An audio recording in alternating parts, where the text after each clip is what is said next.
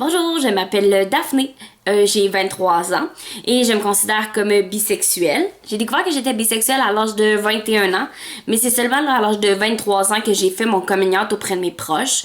Donc, vous comprendrez que c'est tout récemment là, que je l'ai annoncé à ma mère, mon père, mon deuxième père et mon ex-conjoint. Euh, Ça s'est super bien passé. Ils ont tous très bien réagi. Et ça, j'en suis très fière. Présentement, ben, je suis célibataire, mais j'ai été en couple pendant 2 ans et demi avec Frédéric. Euh, Présentement, dans la vie, ce que je fais, je suis agente de liaison communautaire au Grimoire Centre du Québec. Donc, ce que je fais, c'est la liaison entre les différents milieux et mon organisation. Dans la vie, j'adore tout ce qui est théâtre, art, et je suis une grande fan de séries. J'adore écouter Netflix. Je voudrais avoir des enfants, et je voudrais aussi me marier, que ce soit avec un homme ou avec une femme. Pour moi, ça changerait absolument rien. Bonjour, moi c'est Mathieu, je suis homosexuel, on m'appelle par le prénom Il, j'ai 33 ans, je suis en couple avec Anthony, mon conjoint depuis maintenant 12 ans. Moi et Anthony, on n'a pas d'enfants, on n'a pas de chien, on n'a pas de chat, on aime beaucoup la liberté de pouvoir voyager, partir, simplement en barrer la porte. On a déjà pensé à l'adoption. Actuellement, c'est quelque chose qu'on ne reparle pas, moi et Anthony. On aime beaucoup notre liberté qu'on a actuellement et je crois que ça va rester ainsi. Moi, je travaille en télécommunication. Mon conjoint aussi. On travaille pour deux entreprises qui offrent des services téléphone, internet, télévision. On a un petit côté un peu geek, on aime bien la technologie. De mon côté, j'ai fait mon coming out à 21 ans, après mon déménagement dans la région de Maurice-Centre du Québec. Pourquoi 21 ans? Vous pourrez me poser des questions un peu plus tard, mais c'est surtout parce que je voulais attendre d'avoir mon propre chez moi, et puis d'être à l'aise, et puis de ne pas avoir de crainte quand j'étais pour l'annoncer aux gens autour de moi. Sinon, autre que l'informatique, les télécoms, j'ai une passion pour la photo. J'aime bien ça prendre des photos de paysages, que ce soit très tôt le matin ou tard le soir. Mon conjoint, de son côté, a plutôt une passion pour la musique. Il est en train de suivre des cours de drum de son côté. Il s'est acheté un drum électronique. Et tous les deux, moi et mon conjoint, on fait de la moto l'été. L'hiver, on fait du snowboard. Et puis toute l'année, pour se garder en forme, on fait du crossfit.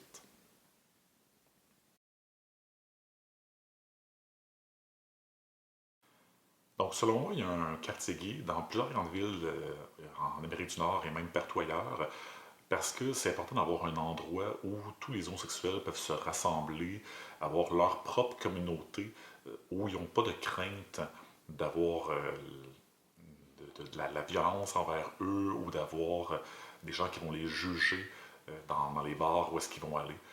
Le même genre de choses, de pourquoi il y a d'autres communautés socioculturelles, comme exemple les Chinois, qui ont un quartier chinois dans plein de grandes villes un peu partout dans le monde.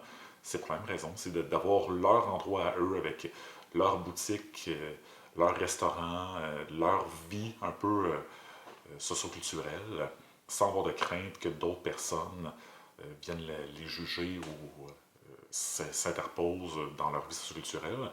En même temps, c'est tout à fait ouvert à tout le monde. Le quartier chinois, c'est pas parce qu'on est un Québécois qu'on n'a pas le droit d'y aller. C'est la même chose pour le village gay à Montréal. Que vous soyez homosexuel ou hétérosexuel, c'est ouvert à tout le monde, mais c'est un endroit qui est plus sécuritaire là, pour les hétérosexuels, où ils peuvent aller sans crainte. Et c'est vraiment à ce niveau-là que c'est important, là, le village gay. Et puis le village gay, c'est pas seulement des bars, c'est aussi des boutiques, c'est aussi des restaurants, et c'est aussi des événements socioculturels pour toute la communauté, que ce soit la fête de la fierté à chaque été.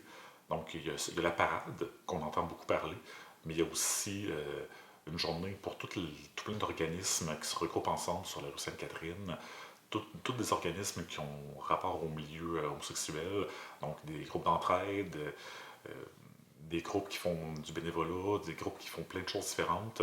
Donc c'est vraiment l'endroit, le village à Montréal, pour toute la communauté homosexuelle, on peut se regrouper, on peut être en sécurité, et puis on peut organiser un peu n'importe quel événement qui a rapport à notre communauté sans avoir de crainte de qu'est-ce que les gens autour vont dire, ou comment ça va se passer, ou est-ce qu'il y aura des mauvaises réactions.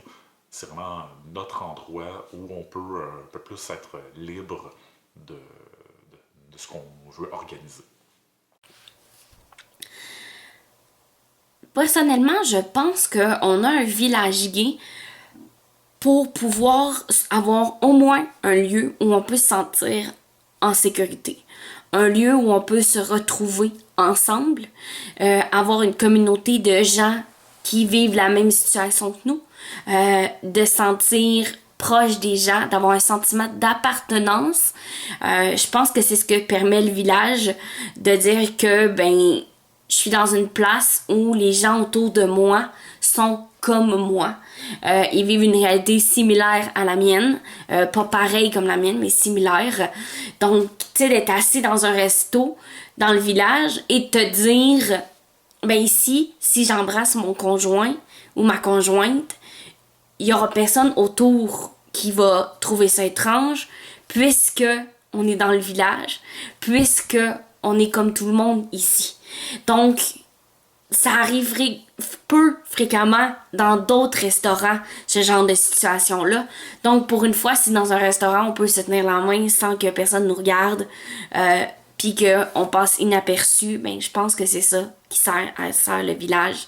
J'y vais régulièrement au village avec mon père, parce qu'on adore se promener. Le village est absolument magnifique, surtout l'été, là, avec les boules. Bon, ils vont changer, mais c'est pas grave. Mais je trouve que on se sent bien, on se sent pas jugé, on peut être soi-même. Donc, je pense que pour moi, c'est ça l'importance du village, c'est l'importance qu'on lui a. C'est aussi un lieu de rassemblement quand il arrive des gros drames, comme le drame, par exemple, qu'il y a eu à Ottawa, dans un bar gay. Ben, on s'est tous réunis dans le village pour commémorer cette situation-là et parler d'homophobie, de transphobie. Donc, c'est vraiment un lieu de rassemblement et surtout un lieu où on peut passer incognito et être soi-même.